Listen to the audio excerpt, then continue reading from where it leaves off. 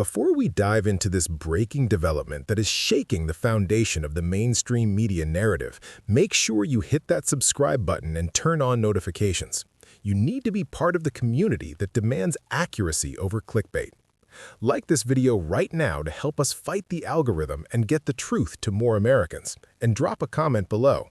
Do you trust the headlines you're seeing today? Or do you think the media is intentionally fueling panic? We want to hear from you. The headlines hit the wires like a coordinated strike.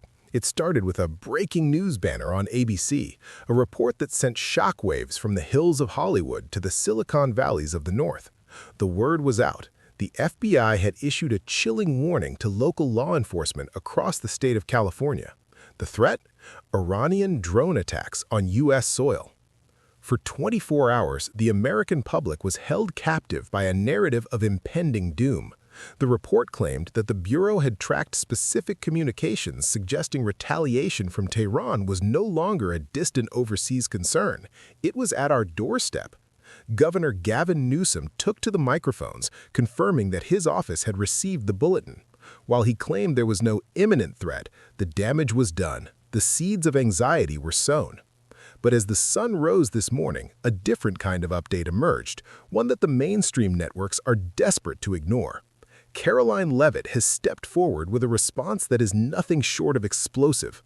The White House isn't just pushing back, they are demanding an immediate and total retraction. According to Leavitt, this entire drone threat was manufactured from a single unverified tip. Think about that.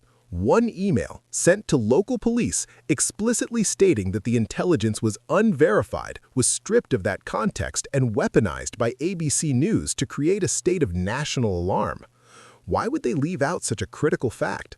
To the Trump administration, the answer is clear. It's about the clicks, the ratings, and the raw political beast of a media machine that thrives on chaos. While the Democrats keep the Department of Homeland Security shuttered in a political standoff, the media is busy filling the void with ghost stories. As Rick Grinnell points out, we've seen this playbook before. From the Russia collusion hoax to the suppressed Hunter Biden laptop story, the pattern is identical. It is a world where being first has completely replaced being accurate. They take a nugget of truth, a single email, and they wrap it in a layer of fear to keep you clicking. But today, the White House is leaning forward, choosing transparency over propaganda, and telling the American people the truth. No such threat from Iran exists to our homeland, and it never did. Stay tuned as we peel back the layers of this media malpractice. Are you ready for the truth? Let's get into the details. Before we pull back the curtain on what was really happening behind closed doors at 1600 Pennsylvania Avenue, make sure you hit that like button. We are fighting a war of information, and every like helps ensure that the truth, not the corporate media's spin, reaches the top of the feed. If you haven't already, subscribe to the channel and join a community that values facts over fear-mongering. And I want to know your thoughts in the comments. Do you think the media omits unverified labels on purpose to manipulate the public? Let's get a debate going. While the cable news chyrons were flashing red with warnings of Iranian drones over California, the atmosphere inside the West Wing was one of calculated, intense scrutiny. This wasn't a scene of panic, it was a scene of forensic deconstruction. Carolyn Leavitt and the communications team weren't looking at the headlines, they were looking at the raw source material that ABC News had conveniently decided to gloss over. What they found was a staggering disconnect between reality and reporting. The intelligence that had the entire West Coast looking nervously at the sky wasn't a high-level intercept from the NSA. It wasn't a satellite image of a launch pad. It was a single, unverified email sent to local law enforcement, an email that in its very text admitted the information was unconfirmed. Now, ask yourself, if you're a major news network and you see the word unverified attached to a tip about a drone strike on American soil, do you lead with that caveat? Or do you bury it to ensure the maximum number of clicks? We know the answer. Inside the Oval Office, the deliberation was high stakes. Politically speaking, the drone threat narrative actually favored the administration's battle with the Hill. Right now, the Democrats are holding the Department of Homeland Security hostage, refusing to budge on funding and keeping the agency shut down. If the White House wanted to be a raw political beast, they could have sat back, remained silent, and let the media-induced panic force the Democrats to reopen DHS. They could have used the fear of Iran to win a domestic political skirmish. But that's not how this administration operates. Choosing transparency over tactical advantage, the decision was made to kill the story with the truth. As Rick Grenell has pointed out, we have lived through enough intelligence leaks that turned out to be nothing more than political hit pieces, from the Russia hoax to the brain-dead Kim Jong-un rumors that circulated for days. The Trump administration decided that the American people deserved to know that this threat was a ghost. Leavitt's post on X wasn't just a comment, it was a tactical strike against media malpractice. By demanding a retraction, she exposed the clickbait nature of modern journalism. The White House leaned forward, proving that they are more interested in getting the facts straight than in exploiting a crisis for political gain. They showed the world the calculus of their thinking, a level of openness we never saw from the Biden or Obama eras. The message from the West Wing was clear. We aren't going to let the media run a propaganda machine for Tehran or for their own ratings. The drones weren't real, but the media's attempt to alarm you certainly was. Before we break down the absolute firestorm that Carolyn Leavitt just unleashed on the corporate media, stop what you're doing and hit that subscribe button. You aren't going to get this level of unfiltered analysis anywhere else. The mainstream networks want to bury their mistakes, but we're here to hold them accountable. Smash that like button to show the world that you prefer facts over fear-mongering, and leave a comment below. If a news outlet knowingly omits the word unverified from a terror threat, should they lose their broadcasting license? Let's talk about it. The moment Carolyn Leavitt hit post on X, the air in the ABC newsroom must have turned cold. This wasn't a standard no comment from a press secretary. This was a full-scale demand for a retraction. In a move that has sent shockwaves through the media establishment, Leavitt didn't just disagree with the story, she dismantled the very foundation it was built on. This post and story should be immediately retracted by ABC News for providing false information to intentionally alarm the American people, she declared. Think about the weight of those words. This isn't just about a difference of opinion on intelligence. This is a direct accusation of media malpractice. As the transcript reveals, ABC News took a single, unverified email, a nugget of truth, and stripped away the most important context, that the FBI themselves didn't even know if the tip was real. They left out the critical fact that there was no specific target, no timing, and no verified perpetrators. Why? To be clear, as Leavitt stated, no such threat from Iran exists to our homeland, and it never did. This is the typical pattern that Rick Grenell warned us about. It's the same fake news cycle we saw with the Kim Jong-un brain-dead rumors, where the correction is a whisper compared to the scream of the original headline. The media races to be first, not accurate, because accuracy doesn't pay the bills in a clickbait world. They want your eyes, they want your fear, and they want your money, and they don't care if the headline is real as long as you click on it. But the Trump administration is doing something we haven't seen in decades. Instead of playing the game, they are blowing the board. By leaning forward and being transparent, they are exposing the media's internal gears. They are showing the public exactly how these stories are manufactured. While the Iranians utilize platforms like X with bots and propaganda to sow discord, our own mainstream media seems all too happy to carry the water for them. Whether it's mischaracterizing IED attacks in New York as teenagers having a bad day, or running with fake statements from a supreme leader who might not even be conscious, the irresponsibility is staggering. The retraction demand isn't just about one story. It's a line in the sand. It's a message to every newsroom in the country. The days of using anonymous sources and unverified intelligence to scare the American public for ratings are over. The White House is watching, and they aren't afraid to call out the fake news in real time. This isn't just about a single retracted story from ABC News. It's about a massive systemic intelligence gap that is being exploited by our enemies and amplified by our own media.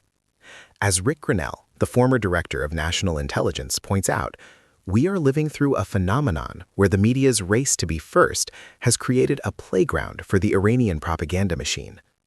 Tehran doesn't need to launch a physical drone to attack California, not when they can launch a digital drone into the American news cycle. They utilize platforms like X with a robust propaganda machine of bots and state-run accounts, feeding nuggets of misinformation to a hungry, click-driven Western press. And as we saw this morning, the mainstream media falls for it hook, line, and sinker. Take the reports about the new Supreme Leader making his first public statement. CNN and others ran with the headline, "Ayatollah makes first public statement," only to have to quietly scrub and change them hours later to "a statement has been released." Why? Because the reality is that the man hasn't been seen. There are reports he's not even conscious, having lost a leg and his wife in a recent strike. But the media was so desperate to show, see, he's there, that they became an unpaid PR firm for a terror state. This is the shadow war. It's a world of unverified intelligence and anonymous sources who pretend to have the whole story when they only have a distorted fragment. Whether it's the failed terror attack in New York being reframed by major outlets as just two teenagers from Philadelphia who had a bad day, or this fake drone scare in California, the irresponsibility is staggering. The media is collecting money because you clicked, and they don't care if the headline is real. They are addicted to the National Enquirer style of journalism, trading national stability for monetization. But here is the shocking part of the update. The Trump administration is the only thing standing in the way of this cycle. By being the most transparent administration in history, they are forcing these intelligence leaks into the light. When the government comes out and says, "This isn't true, don't listen to it," it breaks the spell of the clickbait. We have to keep our eyes open. As the streets of New York go oddly quiet after thwarted bomb threats, we cannot afford to be distracted by ghost stories while real threats are being managed. The intelligence gap is real, but as long as we have leaders willing to lean forward and give us the facts, the propaganda machine loses its power. We are the line of defense against a media elite that wants to keep you in the dark. Like this video right now to stand for transparency, and comment below. Are you going to be a passive consumer of fake news, or are you ready to take responsibility for the truth? We want to see this community leading the charge in the new information age. The smoke has cleared on the California drone scare, and what remains is a stark realization about the world we live in. As the Trump administration gets the story straight, we are left with a final, unavoidable truth. The phenomenon of modern media is a business model built on your anxiety. When the cameras turn off and the breaking news banners fade, the burden of discernment doesn't fall on the newsroom, it falls on you. This is the consumer's burden. As Rick Grinnell so powerfully noted, there needs to be a responsibility of the consumer of news. We can no longer afford to be passive recipients of whatever nugget of truth ABC or CNN decides to polish into a crisis. We have seen the typical pattern. We have seen how anonymous sources are used to build houses of cards that collapse the moment a press secretary like Carolyn Leavitt demands a retraction. But look at the contrast.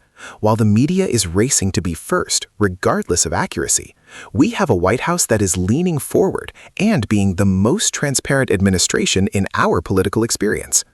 Think about the calculus here. The media is seeing the process in real time. They are seeing a president who briefs the media constantly, who shares his opinion freely, and who isn't afraid to tell you exactly what he thinks. This is the transparency the media claimed they wanted for decades, yet now that they have it from President Trump, they use it to manufacture clickbait.